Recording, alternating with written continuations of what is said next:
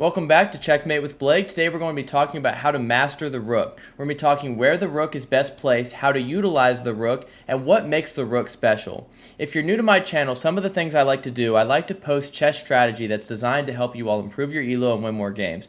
How I do that with some of my recent videos, we've been talking about how to master the pieces. For example, the last video I posted was how to master the bishop. And the idea behind these videos is that you may understand, for example, that we're talking about the rook, that a rook can skewer another piece. That may be obvious to you. However, a lot of times you're maybe unsure about where to put your rook. Maybe you're thinking you should move your rook to an open file, but then you're also thinking maybe I need to be using my rook for defense.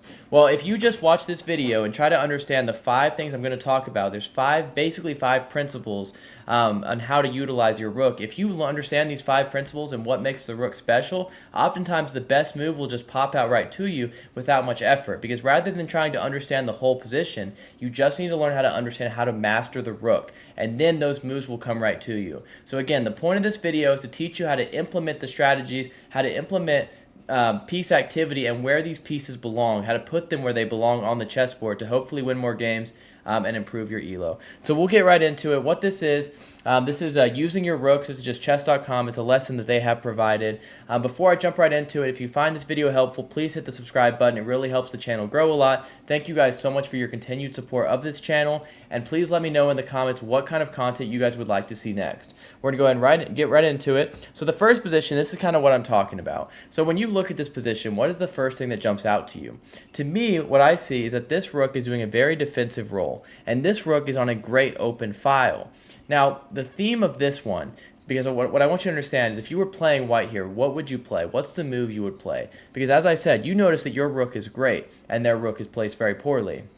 That is your first hint. And the first lesson is rooks belong on open files. Now, you may understand that. You say, Blake, that's very obvious. Now, how can we punish the opponent for not putting their rook on an open file? How can we use the open file to dominate the position? Well, what you need to do is make your rook even better. This rook is on an open file right now. However, if we were to put it here, we limit the king's movement because the king could never come over here. We would take this pawn.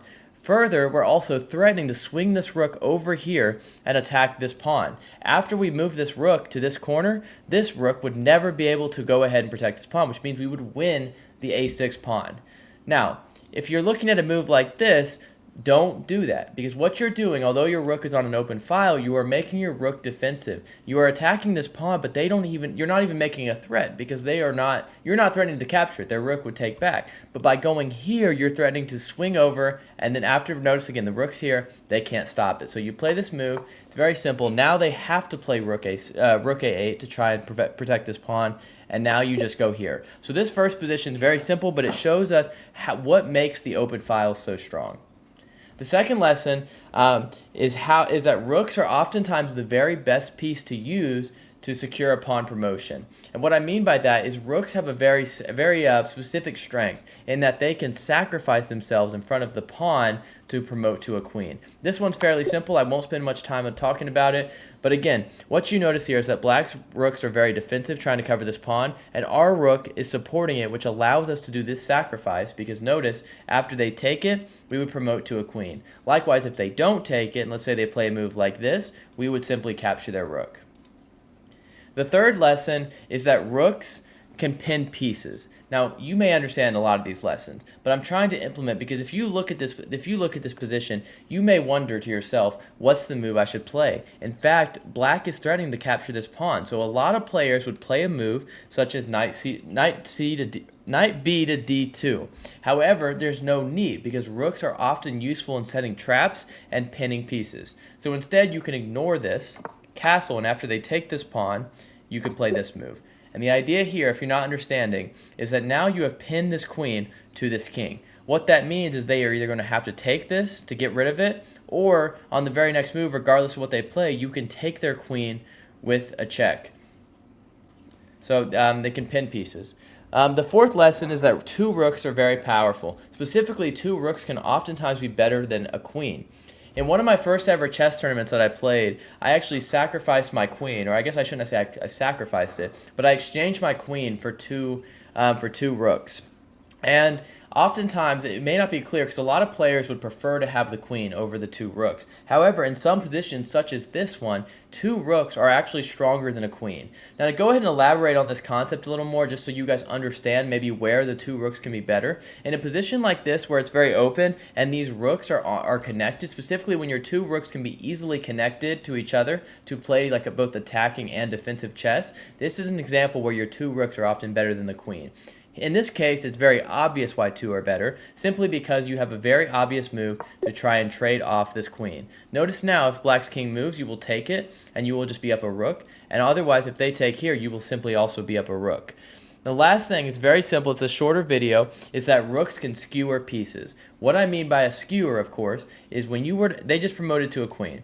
Now, what you can do when you give this check is that you skewer these pieces. Now, a few other pieces can skewer, like a bishop can also skewer, like let's say that this king were, I don't know, let's say the king were here, this black king were here, and you had a bishop. That would be another form of a skewer. Likewise, a queen could also skewer. But you should notice this because when you're setting up your position how you want to play it, just remember the pieces and what they can do specifically.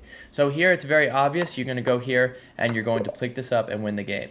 Now, if you're interested in learning how to better utilize your bishops, I have a video that I just posted on that I think a few weeks ago. I might have one for the knights too, I'm not for sure, but I will post a link above right here. The bishop one is a little more complicated, so I don't really remember on the knight, but the bishop is much more complicated, so if this was way too simple for you, I think the bishop one will provide a little more insight, and if you're a beginner, hopefully this video has shown you how to use your rooks, but even if you're an intermediate, I think it's a good reminder of how these pieces are best utilized. Please let me know in the comments, though, what you think, if this video is too simple for you, if you'd like a more advanced video.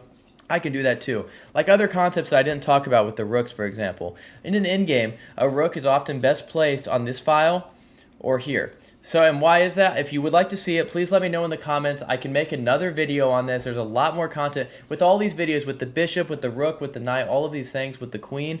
I can make a beginner lesson, intermediate, advanced, whatever you want to see. Just let me know in the comments. Again, if you haven't hit the subscribe button, please do. It helps the channel grow. Thank you guys so much for your support.